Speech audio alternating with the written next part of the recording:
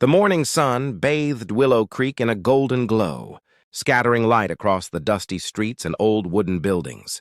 Birds chirped lazily in the eaves of the town's clapboard houses, and a gentle breeze carried the sweet scent of wildflowers from the outskirts. It should have been a day of celebration, a day of joy, but the air carried a tension no one could quite name. In the small chapel at the heart of town, preparations were in full swing. White ribbons adorned the pews, swaying lightly with each passing movement. Clara, the first bride, stood near the altar, her hands trembling slightly as she smoothed the folds of her ivory gown. Her chestnut hair gleamed in the morning light, woven into an intricate braid that fell over her shoulder. She looked radiant, her green eyes sparkling with anticipation and a touch of nerves. "Clara, darling, you look beautiful," whispered her sister, Lydia adjusting the lace on her veil. "Everyone will be staring at you today, but I think you'll handle it." Clara smiled softly, though her stomach churned. I hope everything goes perfectly. I've dreamed of this day for so long." Outside the chapel, the townsfolk gathered, murmuring excitedly among themselves. Horses pawed at the ground, and children darted between the adults, their laughter mingling with the faint creak of the chapel doors. Everyone knew it was a special day. Not one, but two brides would walk down the aisle today. Rose, a close friend of Clara's, would follow shortly after, tying the knot in a double ceremony that the whole town had been buzzing about for weeks.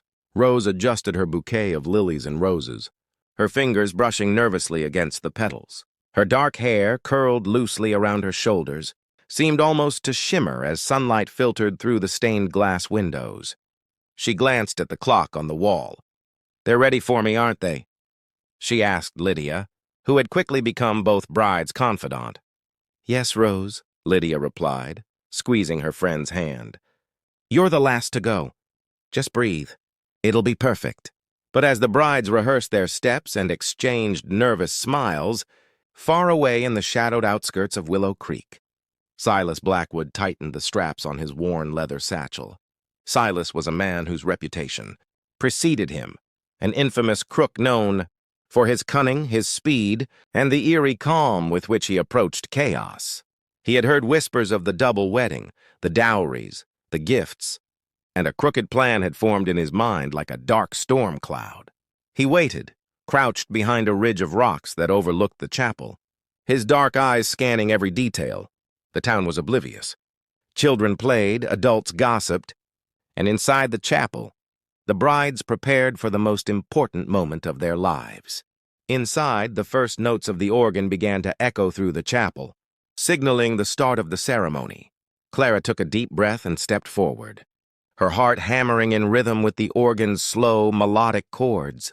Guests turned, smiles stretching across faces, cameras clicking, and whispers of admiration floated in the air. Clara's father, a tall man with graying hair and a stern expression softened by pride, reached for her hand. "You're ready, daughter," he said quietly. "No matter what happens, I'm here." Clara nodded, gripping his hand tightly. She couldn't shake the feeling of unease gnawing at her, a sensation she tried to dismiss as simple nerves. Then, as she took her first steps down the aisle, a sudden movement caught the corner of her eye. A shadow flitted past the chapel's entrance, almost too quick to register. Guests didn't notice it, too engrossed in the ceremony. But Clara's heart skipped a beat. She blinked, trying to focus on the smiling faces around her, telling herself it was nothing. Silas stepped inside the chapel with the precision of a predator. His movements were deliberate, silent, almost elegant in their stealth. He scanned the crowd, eyes locking onto the prize, the engagement ring that sparkled on Clara's finger like a captured star.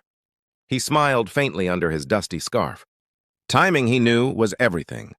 As the ceremony reached its peak, vows exchanged and hearts pledged, Silas made his move. He strode forward with a confidence that masked his true intentions. "Everyone, please remain seated," the pastor shouted, sensing something off. But it was too late. With lightning speed, Silas lunged toward Clara, snatching her ring from her hand in a blur of motion. Gasps erupted through the chapel as he vaulted over the pews and darted toward the open door. Mothers clutched their children, some fainting outright, while men rushed to block his path.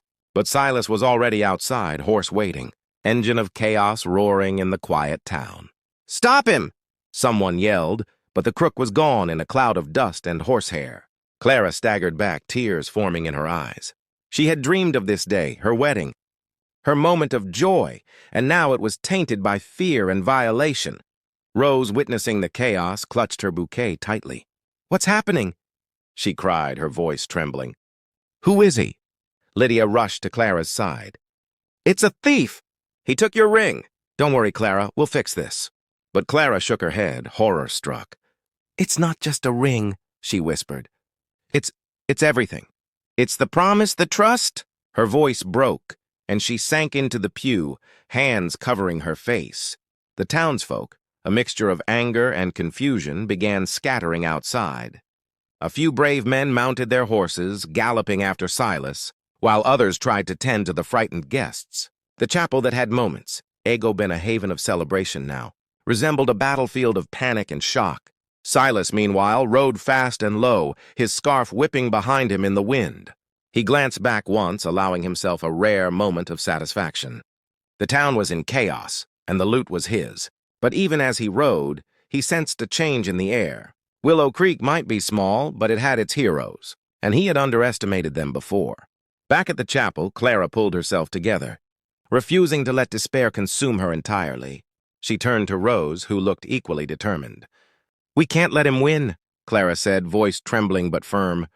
"This day isn't over." "Not yet." Rose nodded, her dark eyes blazing with resolve. "We'll get it back, together." As the brides gathered the scattered guests, calling for calm and order, the sun climbed higher, casting long shadows across the town. Willow Creek was shaken, but life continued. And somewhere beyond the hills, a figure watched, the one who would bring justice. The cowboy who would chase down Silas Blackwood and restore what had been stolen. For now, though, scene one ended in suspense. The wedding day forever changed, and the townsfolk left with a story they would tell for years.